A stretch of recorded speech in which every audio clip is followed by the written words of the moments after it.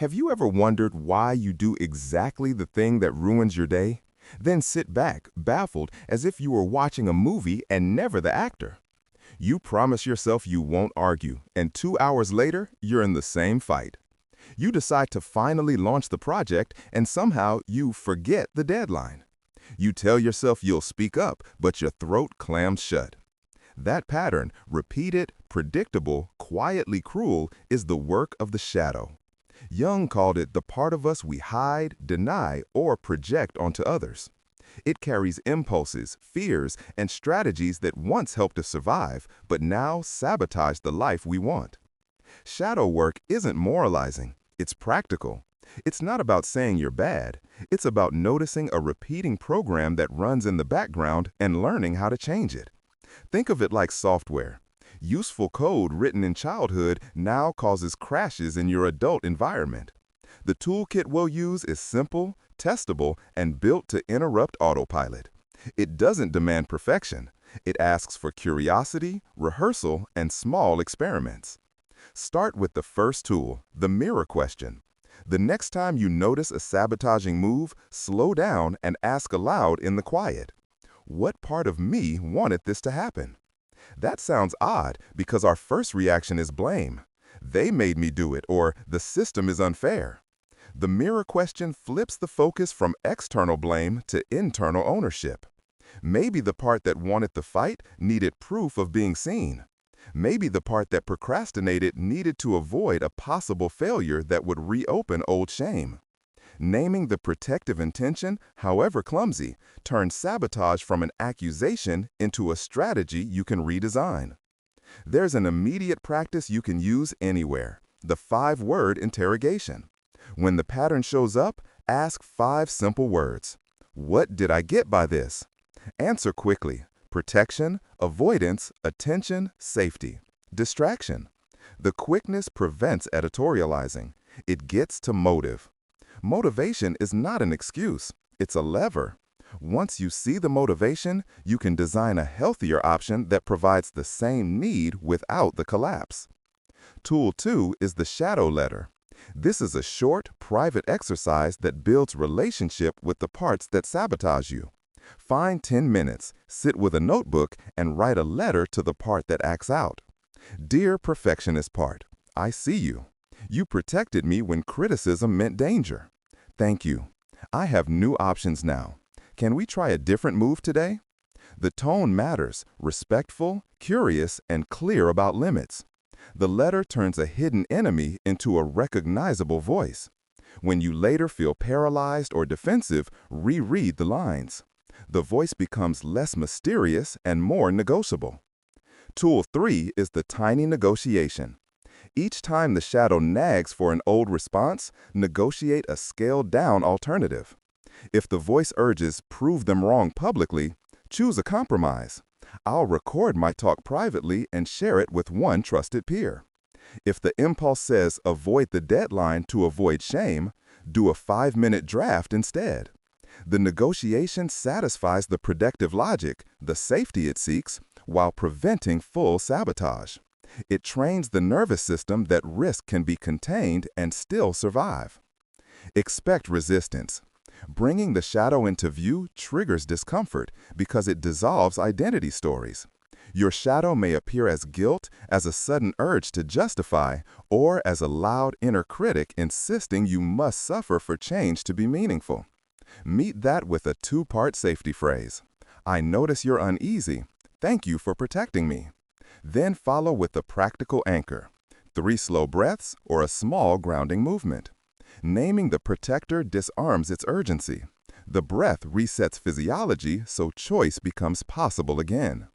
There's a choreography to stop immediate sabotage. Notice, name, negotiate, act. Notice the physical cue, a clench in your stomach, a rush of heat, a sudden desire to speak or withdraw. Name the motive in one brief sentence. This wants safety, or this wants attention. Negotiate a scaled option. 5-minute task, private rehearsal, brief boundary. Act on that small option immediately. The sequence breaks the full-blown program and replaces it with a micro-habit that rewires the response. Another concrete move is the shadow rehearsal. This is a short role play you can do alone or with a trusted friend. Imagine the scene where you usually sabotage and rehearse the negotiated alternative out loud 3 times. Use your actual voice with the same tone you expect to have in the encounter. The body learns cadence, breath, and micro-gestures. Under stress, the body defaults to practiced patterns. Rehearsal gives the body a new default. 2 minutes a day for a week can dramatically reduce the feel of collapse when the real moment shows up. Keep a sabotage tracker. After any episode, write 1 sentence in a private log. What happened, what the shadow wanted, what your micro-response was, and what you'll try next time. Over 2 weeks, you'll see patterns, not moral failures, but design problems. The tracker converts shame into data. Data is manageable. Shame is paralyzing. When you can point to patterns, you can iteratively redesign the conditions that allow sabotage to thrive. Time of day, people involved, hunger, sleep, or language that lights old scripts. Shadow integration also asks for boundary clarity. Some shadow moves happen because you're overexposed or underprotected. Learn to say short, literal sentences that reduce the playground where the shadow runs. I won't take this call now. I'm not available for that project. Or, I need 20 minutes before responding. Use the negotiation logic. Honor the protective intent, I need to feel safe, while setting a limit that prevents self-harm. Boundaries are not rejection of the part of you who protected. They are an infrastructure that lets the part relax. Be careful about moralizing progress. Shadow work is not about producing a blameless self. It's about cultivating effective agency. You will slip. When that happens, avoid the shame loop. Apply a quick repair, 1 sentence acknowledgement, 1 small corrective action, and 1 brief note in your tracker. Quick repair prevents a single slip from ballooning into an identity catastrophe. Over time, repairs accumulate as proof you can recover quickly and keep improving. Finally, invite curiosity into relationship with others as a laboratory. Notice how other people activate your shadow. Instead of reacting, try a brief private naming. This is my old fear of being overlooked. Then, if appropriate, say a short, non-defensive sentence to the other person, not to explain, but to set a boundary. I'll respond when I can give this my attention. Others often mirror the change because you've shifted the field from drama to clarity. The shadow's power diminishes when you convert its eruptions into transparent, manageable moves. In the next part, we'll dig into the common shadow scripts that cause self-sabotage, the martyr, the inner critic, the avoider, the performer, and give precise language and micro-practices to work with each. We'll rehearse the exact sentences to use in the moment and build a 4-week micro-program to make integration habitual. Are you ready to meet the parts you usually run from and to teach them a new job? Let's get practical and name the usual shadow scripts that quietly run your life and cause self-sabotage. Naming them is not shame, it's reconnaissance. Once you can recognize a script's choreography, you can intercept it. I'll describe each script, give the body signs that usually accompany it, and offer exact, usable lines and tiny practices you can run the moment the pattern appears. The martyr-rescuer script. What it looks like: you overgive, say yes to everything, then melt into resentment and a secret burn that you didn't get enough back. Body signs: tight chest, jaw tension, a false cheerfulness that precedes a collapse. Protective logic the part uses: if I save others, I'll be loved, needed. Micro practice: negotiate a scaled alternative before you agree. Use the line, I can help with X for this amount of time. Beyond that, I can't. If the urge to overgive spikes, do a 5-second test. Breathe, name the part, I hear the rescuer, then say aloud your boundary line. Tiny habit: practice saying that line once a day aloud, in the mirror or to a friend, so it stops sounding like a demand and becomes just a fact you can speak calmly. The inner critic script. What it looks like: Harsh global self-judgment after any small mistake. Defeatist stories that freeze attempts. Body signs, stomach knot, downward gaze, speeded heart. Protective logic, if I keep myself small, I won't be publicly shamed. Micro-practice, use a counter-sentence and a short behavioral swap. Counter-sentence, that thought is trying to protect me. Thank you, but I'll try one small step. Behavioral swap, do one tiny non-evaluative task, 5 minutes of work not for performance but for evidence. Script to rehearse. I notice the critic, I'll do 5 focused minutes and then reassess. The goal is not to silence the critic, but to reduce its veto power. The avoider-procrastinator script. What it looks like: delay, distraction, busy work instead of the real task. Body signs, wandering attention, itch to check phone, yawning. Protective logic, if I don't try, I won't fail. Micro-practice, bargain with the avoider using the 2-minute trade. Promise yourself 2 minutes of the dreaded task now. If you truly can't continue, stop. But most often, 2 minutes stretches into 20. Say this out loud before starting. I'll do 2 minutes for now. Anchor it with a timer. The 2-minute rule is small enough the shadow often consents. The performer approval seeker script. What it looks like: over-preparing for external applause, editing yourself to please, losing authentic voice. Body signs, throat tightness, rehearsed smile, sudden talkativeness. Protective logic, if I perform, they will accept me. Micro-practice, make a private ritual of choosing to act for one specific internal value instead of applause.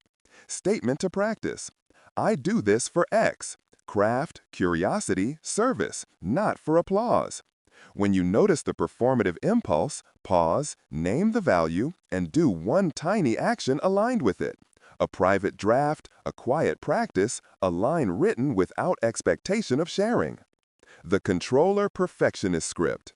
What it looks like: micromanaging, paralysis because the conditions must be perfect, rage when reality isn't. Body signs, clenched hands, irritability, chest pressure. Protective logic, if I control outcomes, I can avoid humiliation. Micro-practice, design a good enough checkpoint. Announce, I'll finish a draft to 70% and then get feedback. Use the line, this version is for testing, not for final judgment. Put a visible tolerance gauge on your desk, a sticky that reads 70, and train yourself to stop at it. The 8-second pause. Take 8 counted seconds, count silently. Most automatic programs require less than 8 seconds to boot into full drama. The pause creates a new neurological moment where you can apply language. The naming line. One simple template. I notice, script name, activating. It wants protective intent. Example, I notice my rescuer activating. It wants to be needed. That naming alone removes mystery and reduces urgency. The mini negotiation. One sentence, I hear you. Let's do a smaller version now. Small alternative. Example, I hear the avoider. Let's do 2 minutes of the task and then reassess. Negotiation satisfies the protector's logic while avoiding the catastrophic move. The somatic anchor. After naming, place your hand on the sternum and take 3 slow breaths. The touch plus breath combination recalibrates the nervous system fast. Rehearse this pair in calm moments so it's available under stress. The micro-rehearsal. 2 minutes of role play, you speak the name, the negotiation, and the action out loud. Do this in the morning for a week. Under pressure, the body will have a practiced route to take. When the rescuer wants to say yes to more than you can give. I can help with this part, beyond that I need to protect my time. When the critic starts the attack. Thank you, I hear you. I'll try 5 minutes and then check in. When avoider whispers to delay, 2 minutes now, timer set. When the performer tightens, I'm choosing to make this for X, not for applause. When controller escalates, This version is for testing. I'll ask for feedback at 70%. Keep a simple shadow log. Date, script name, one-line trigger, micro response used, result, one word. It should take less than a minute to record. After 2 weeks, you'll have data you can actually use. Trends, times of day, people, or topics that reliably light a script. Design next week experiments from those patterns. Finally, a relational safety move. When another person's behavior reliably feeds your shadow, create a pre-agreed safety phrase you can use that doesn't blame them, but signals your need. I'm getting small. Can we pause? Practice using that phrase once in a low-stakes conversation so it becomes usable in heat. We'll use these scripts and experiments in the next part to build a 4-week integration program with exact daily microtasks, weekly drills, and contingency plans for slips. We'll also craft personal shadow letters for the 4 most common scripts and rehearse the somatic anchors until they're reflexive. Are you ready to transform the parts that have sabotaged you into allies that help you move forward? Now we move from recognition to durable change. This part is where the work gets tactical. How to rehearse new responses until they become the reflexes that stop self-sabotage in real time. We'll build 3 compact systems you can use daily: the somatic switch, the 2-minute negotiation, and the relational drill. Each system is designed to be short, repeatable, and effective under pressure, because the shadow only wins when your practice is theoretical, not lived. Begin with the somatic switch. Sabotage almost always appears first in the body: a tight throat, a hollow stomach, or a sudden rush of heat. The somatic switch is a short physical routine you do the moment you notice that cue. Steps: 1. Stop for 8 seconds. Count silently to 8. 2. Place one hand on your chest and take 3 slow breaths, counting 4 in, 6 out. 3. Say one naming line under your breath. I notice the script name. It's protecting me. The hand on chest and breath recalibrate the nervous system fast. The naming converts alarm into information. Practice this sequence out loud when calm 3 times a day until the body remembers the motion. Under stress, the muscle memory will substitute the old reactivity with a composed break. Next, the 2-minute negotiation, a behavioral bargain that honors the protector without letting it run the show. When the shadow urges a sabotaging act, whisper, 2 minutes. Then set a 2-minute timer and do the smallest possible worn-into-action version of the healthy alternative. If the martyr wants to overcommit, the 2-minute action is to draft 1 sentence that states a boundary. If the avoider wants to stall, the 2-minute action is to open the document and write 1 header. The trick: often 2 minutes expands into meaningful work. If not, you stop without shame. The negotiation trains the part that needs safety to accept containment. You get something, but not the whole stage. Repeat the 2-minute trade daily until the shadow learns to accept small proof instead of dramatic proof. The relational drill trains how you show up with others when the shadow surfaces in relationship. Choose one trusted person for weekly practice: a friend, partner, or coach. The drill lasts 5 minutes. One person reads aloud a short prompt that evokes a known trigger. For example, say, "I canceled last minute." The other practices the somatic switch, then one of the scripted microlines: naming plus small boundary or repair. Switch roles and be brief for 1 minute. What felt different physiologically? What line landed better? The brevity matters. 5 minutes preserves psychological safety while giving repeated exposure. Run the drill twice weekly for 4 weeks and watch how quickly micro-habits embed. We also need a concrete strategy for integration days, moments when you intentionally test the system under slightly higher stakes. Schedule 1 integration session every 7 to 10 days, 20 to 40 minutes. Structure: quick log review, what sabotages appeared this week, 2 somatic switch rehearsals, 1 2-minute negotiation on a real-life pending item, and a 10-minute relational drill with a willing partner or role play in the mirror. The integration day is where pattern meets iteration. Treat it like maintenance, not dramatic therapy. Small, steady maintenance beats heroic overhauls. Language is a tool. Refine the exact lines you'll use in the heat.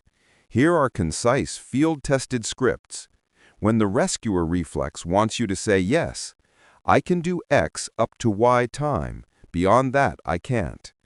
When the critic attacks, thanks, I hear that voice. I'll try 5 focused minutes and then reassess.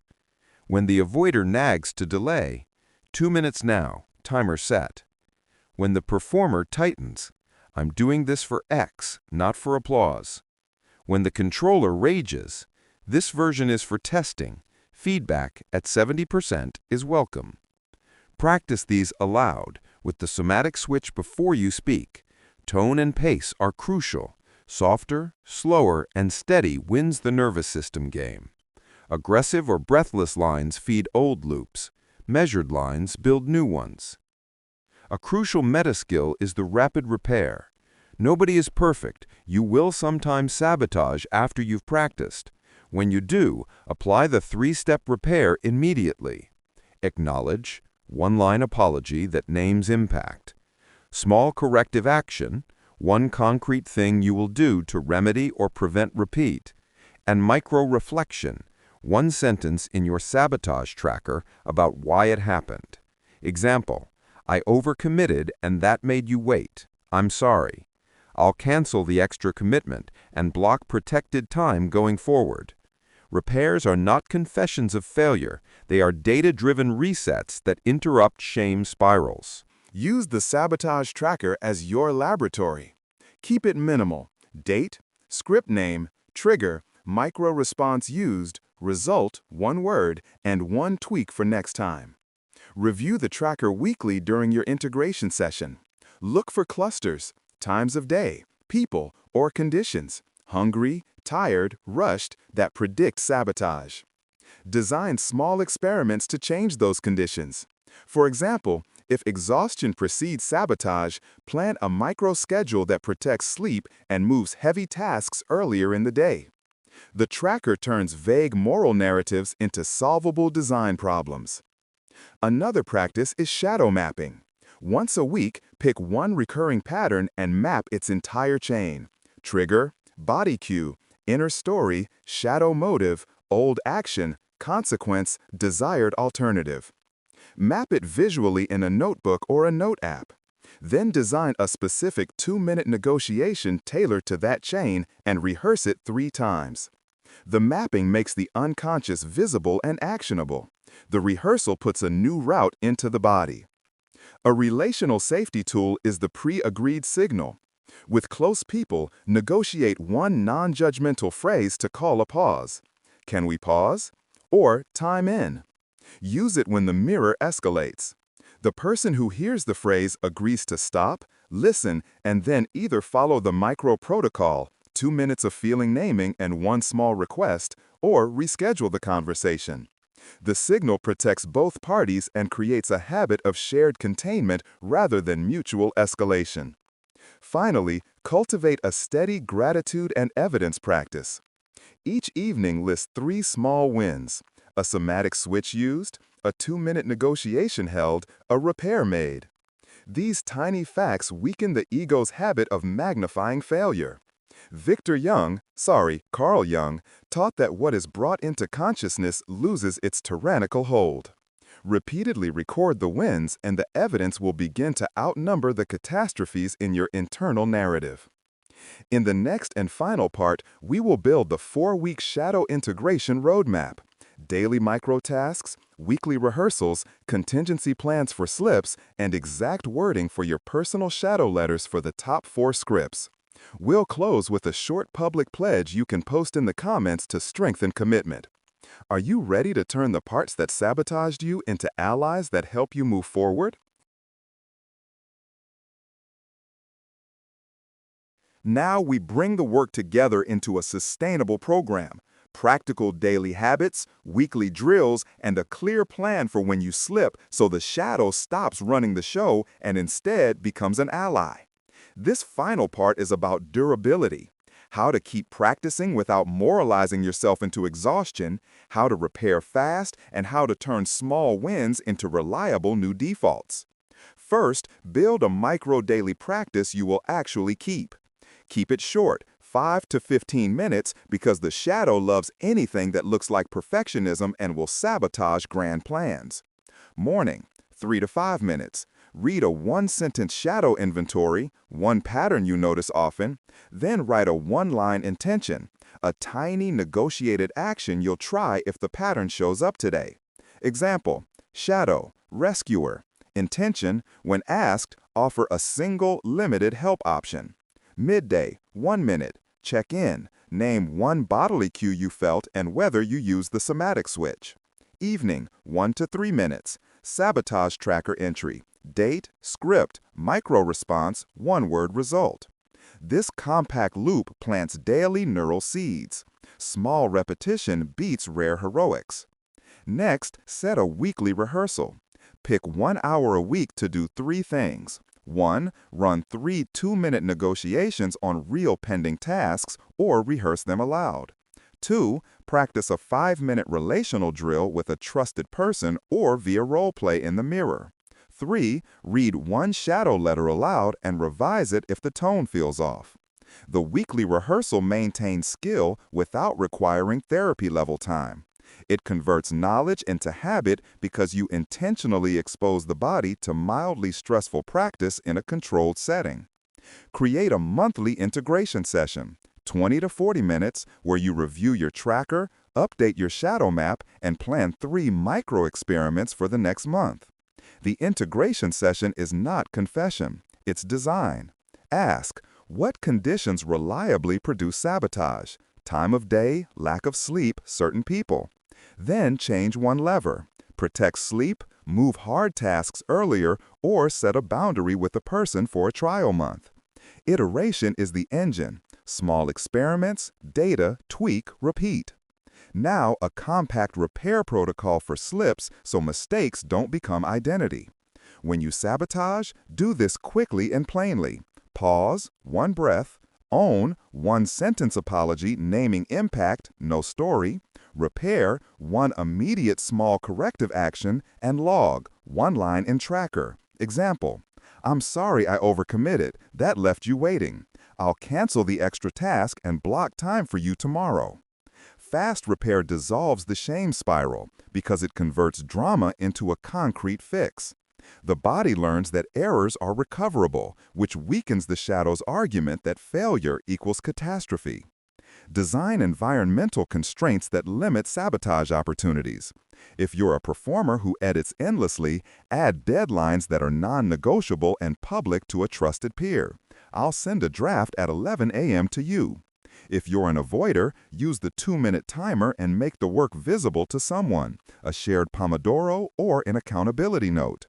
If you're a rescuer, create a template response for requests that clarifies what you can offer and what you cannot. Environment is leverage. The shadow thrived in conditions of ambiguity. Clear structures starve it. Practice the art of small asks. The shadow often escalates because the part that wants safety will demand dramatic proof. Train the opposite. Make small, direct requests for the exact thing you need. A 5-minute check-in, a short clarification, a specific deadline. Small asks build evidence you can get support without carnivalizing the situation. When asking, use the concise frame. I need X for Y minutes by Z time. Is that possible? Simple language reduces drama and increases practical cooperation. Cultivate a gratitude and evidence ledger. Each night, list 3 tiny wins. A somatic switch used, a 2-minute negotiation honored, a fast repair made. Over days, the ledger becomes a counterweight to the shadow's amplification of failures.